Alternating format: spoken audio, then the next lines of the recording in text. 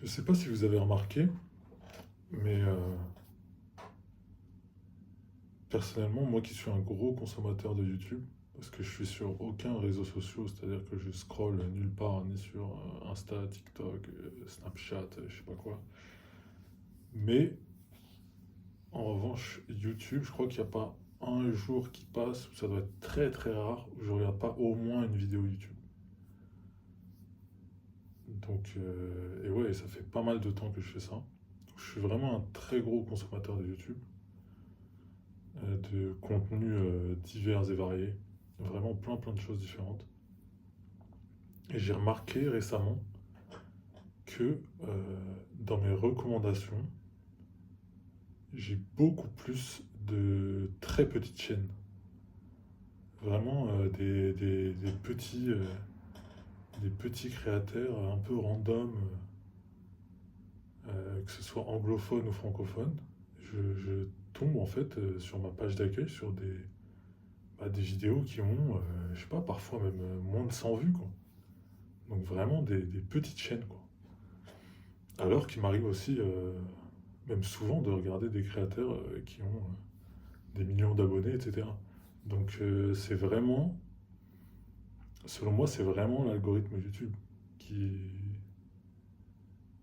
qui met en avant les petits créateurs. Et en fait, ça m'a fait réfléchir à ça. Je me suis dit, pourquoi d'un coup, parce que ça fait vraiment longtemps que je suis sur YouTube, enfin que je consomme YouTube, et en fait, en fait, je trouve ça logique que YouTube mette en avant les petits créateurs, les petites chaînes, parce que, enfin, on va voir si vous me suivez dans ma réflexion. Enfin, je dis vous, mais j'ai un abonné. Donc si tu me suis, si tu regardes cette vidéo. Bah, en fait, YouTube, c'est un business. Sur quoi ils font leur argent? Ils font leur argent sur les annonceurs qui mettent des pubs sur les vidéos.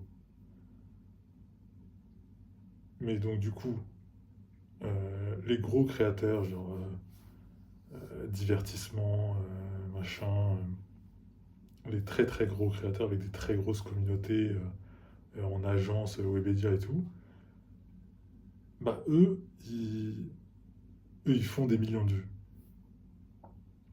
Mais au bout d'un moment, enfin même très tôt j'imagine, mais ils diversifient leurs sources de revenus avec les placements de produits. C'est-à-dire que si, enfin on voit même presque automatiquement maintenant une collaboration commerciale. Sauf que sur la collaboration commerciale, bah, YouTube ne touche pas d'argent en fait. C'est-à-dire qu'à ce moment-là, c'est une source de revenus qui est externalisée de la plateforme. Donc je me dis, bah, au bout d'un moment, leur vue, elle stagne, entre guillemets, les très grosses chaînes. J'imagine que quand on arrive à, je sais pas, une moyenne de 1 ou 2 millions de vues par vidéo, bah, ça augmente beaucoup moins vite après que, que à l'époque où on commence à exploser, quand ils ont commencé, ces créateurs-là, là, dans le divertissement, à passer de 100 000 à 200 000 à 300 000, 400 000, etc. Je pense que les vues ont augmenté de façon exponentielle et qu'à un moment donné, la courbe elle doit commencer à se régulariser, quoi. Donc en fait, YouTube, à ce moment-là, bah, ils touchent toujours beaucoup d'argent avec ses créateurs et tout, mais c'est beaucoup plus intéressant pour eux de se diversifier en allant chercher euh, des petits créateurs qui, du coup, parmi ces petits créateurs, bah, il y en a forcément un pourcentage qui va devenir moyen, puis éventuellement gros par la suite. Et c'est pas pour autant que les gens vont arrêter de regarder les gros créateurs. Enfin, en tout cas, c'est ce que je me dis.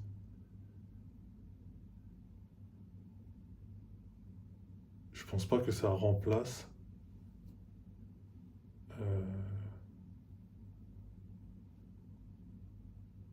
Ouais, désolé, je me suis un peu perdu dans mes pensées.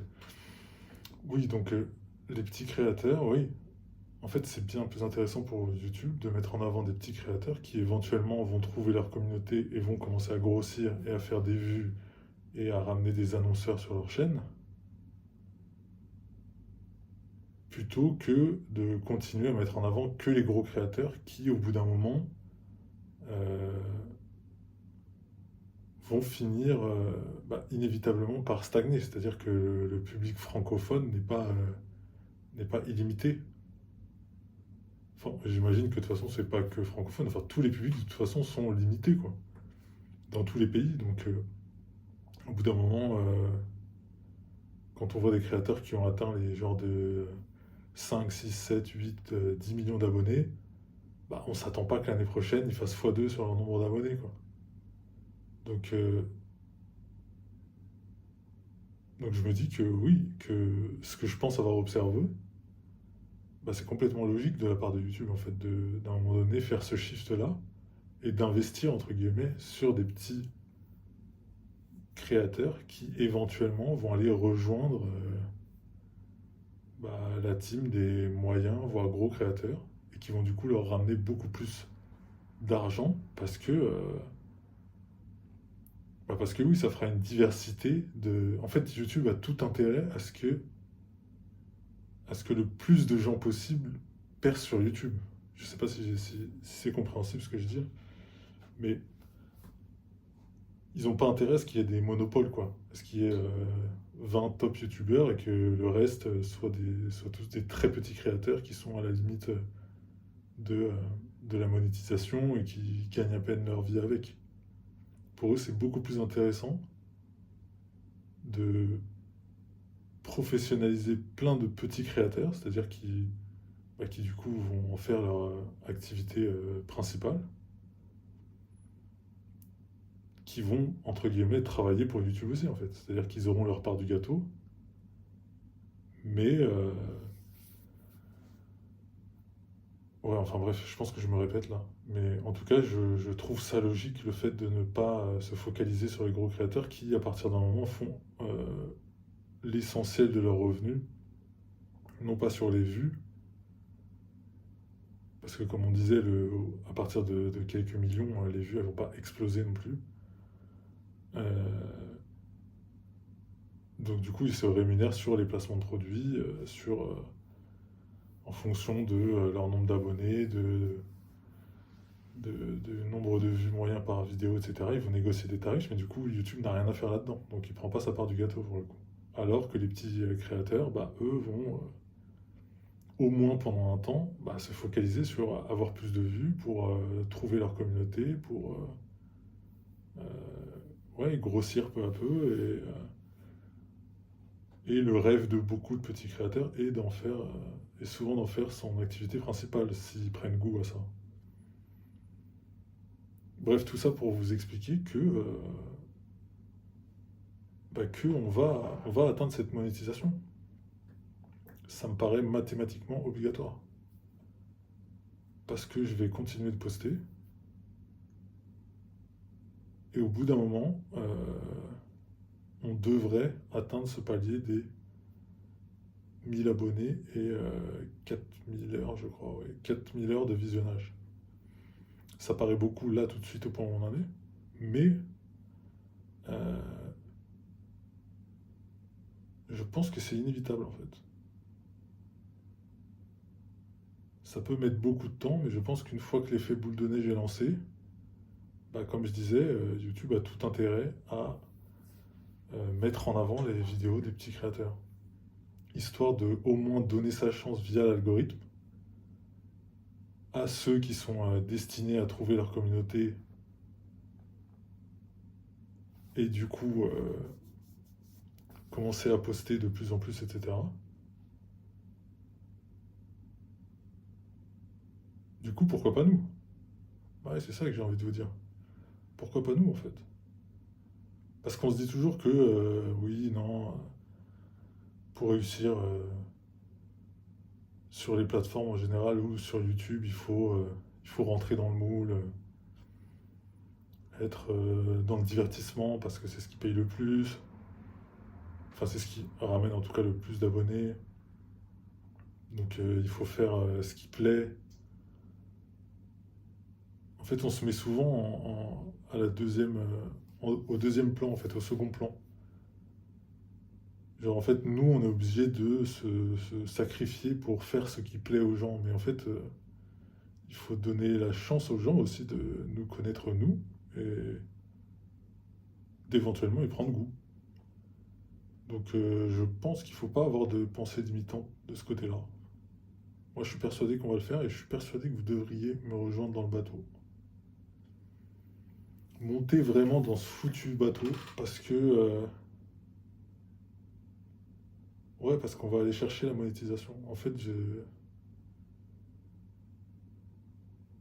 ouais, cette réalisation là, en fait, de me rendre compte que vraiment de jour en jour, je vois la différence. Et je vois qu'il suffit de cliquer une ou deux fois sur des tout petits créateurs et là, l'algorithme va tout de suite s'emballer et en proposer encore beaucoup plus. L'autre jour, vraiment, bon, si je faisais du montage, là, je vous aurais fait un screenshot, comme j'en fais pas. Euh, L'autre jour, vraiment, je me suis étonné, je sais pas, j'avais dû cliquer 2 ou 3 jours de suite sur un truc qu'on me proposait d'un tout petit créateur.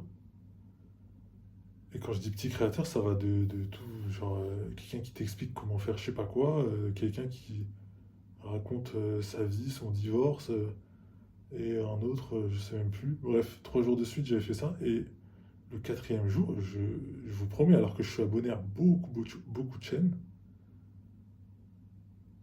dont de très gros créateurs, et ben l'algorithme sur ma page d'accueil, j'avais franchement 30 à 40% de vidéos de petits créateurs. Parce que 3 jours de suite, je m'étais laissé tenter pour cliquer sur l'une d'elles. Donc pour moi, c'est quand même assez parlant, quoi.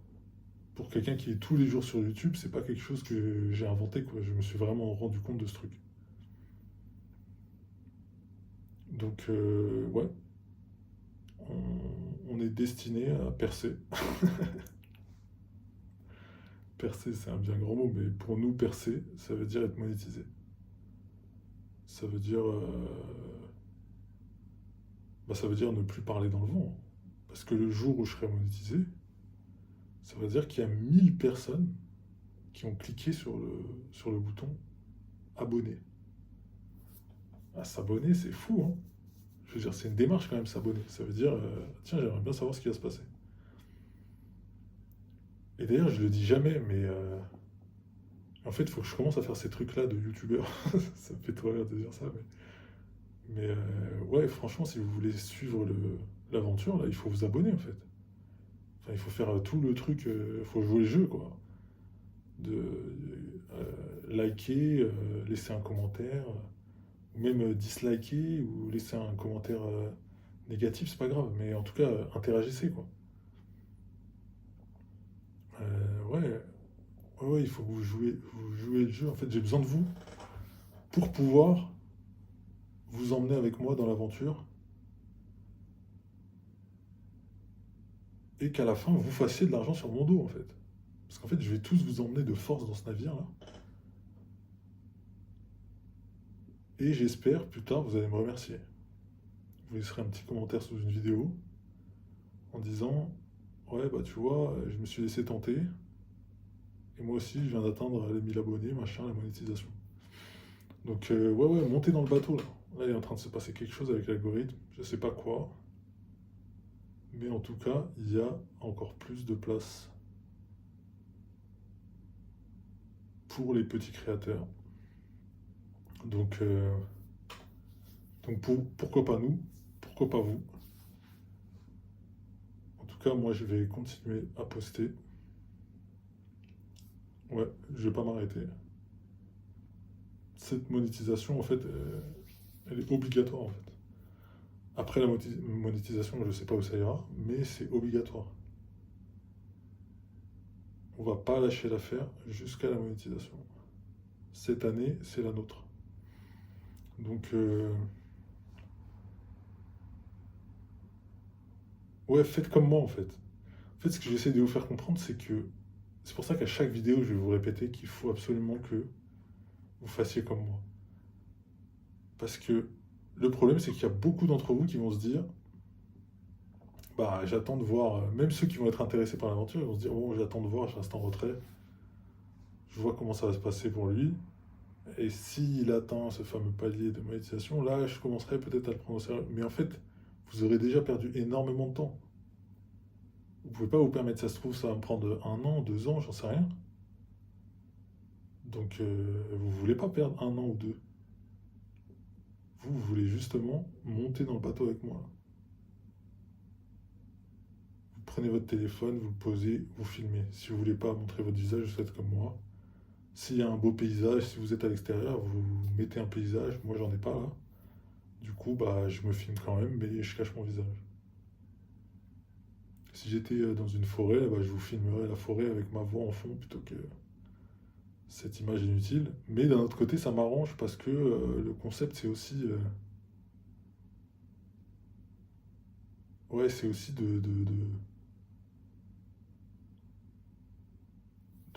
d'utiliser cet algorithme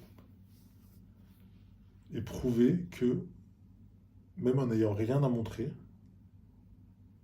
bah, ces vidéos-là, elles peuvent me rapporter de l'argent. Alors que là, y a rien à voir en fait. S'il y en a qui sont en train de regarder ça, je sais même pas ce que vous faites. Je vois pas pourquoi vous êtes en train de regarder un gars masqué qui se parle tout seul à son téléphone. Non, non, s'il y a une information à prendre, il faut la prendre, mais mettez ça en fond, quoi. Et en accéléré si possible. Parce qu'avec tous les blancs que je fais, les tics verbaux, ça doit être inécoutable la plupart du temps, j'imagine. Enfin bref. Du coup, là, je vois qu'il se passe quelque chose au niveau de l'algorithme. Euh, Il y a de la place pour nous. Arrêtez de croire que c'est pour les autres. On va avoir la monétisation. Et ouais, je vais vous prouver qu'il y a forcément des gens qui vous ressemblent. Il faut être persévérant, il faut être discipliné, même quand on n'y prend pas de plaisir comme moi. Mais peu importe en fait.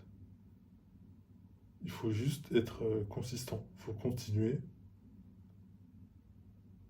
Moi, j'ai décidé que j'allais vous prouver que c'est possible en partant vraiment du fond du trou.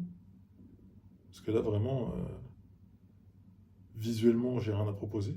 C'est déjà, c'est clair et net quand on voit ne serait-ce que la miniature de mes vidéos. Et même mes pensées sont un peu fouillies, etc. Après ça, je sais que ça peut s'organiser avec le temps. Ma manière de m'exprimer peut aussi s'améliorer avec le temps. Mais tout ça pour dire que toutes ces vidéos-là que je laisserai, ce sera la preuve qu'il suffit vraiment, qui que tu sois, de poser ton téléphone et d'appuyer sur REC. Et qu'il n'y a pas d'excuse. Parce que moi, du coup, j'ai utilisé aucune excuse. Je voulais pas montrer mon visage, je l'ai caché. Je voulais pas faire de montage, bah j'en ai pas fait. Et ouais, en fait, y a pas d'excuse. Là, il se passe quelque chose sur YouTube, montez dans le bateau, arrêtez le blabla. Même si vous ne vous sentez pas prêt à publier maintenant, commencez à vous filmer. Commencez à vous filmer. Quand je vous dis que vous ne pouvez pas vous permettre de perdre du temps, c'est que déjà, au moins, gagnez ce temps-là. C'est-à-dire, vous voyez ce que ça fait. Moi, je découvre en live avec vous, mais vous, si vous voulez, découvrez tout seul avec vous-même. Appuyez sur play, voyez ce qui vous passe par la tête, et, euh, et bah, si vous le sentez, regardez après. Si vous voulez pas, regardez pas. Moi, je regarde presque jamais. La plupart du temps, je check le son vite fait. Ou alors quand je vais poster, si je sais plus trop ce que j'ai dit, je vais mettre en accéléré quelques moments pour me dire ah oui c'est vrai c'est de ça que je parlais, donc c'est ça que je vais mettre dans le titre. Donc vraiment ouais, il n'y a pas d'excuse. Toi là qui me regarde, pose ton téléphone devant toi, appuie sur REC et dis ce qui se passe par la tête. Si tu veux, même raconte ta journée. Peut-être qu'en fait toutes les vidéos là que tu auras enregistrées dans ton téléphone, ça se trouve ce sera un espèce de journal avec toi-même, un journal intime 2.0 que tu seras très content ou contente de retrouver un jour ou l'autre. tu te diras, ouais, en fait, j'ai bien fait, parce qu'en fait, après, j'ai gardé ce réflexe, et puis je sais pas, peut-être que ce sera qu'un jour, tu voudras faire un montage et garder le film de ta vie pour qui que ce soit, quelqu'un de ta famille, j'en sais rien. Bref, et je m'égare un peu. De toute façon, ça fait 20 minutes, donc on va pas se torturer plus que ça. Ouais, en tout cas, on se voit à ma prochaine réflexion. Mais en tout cas, on va percer, c'est clair et net.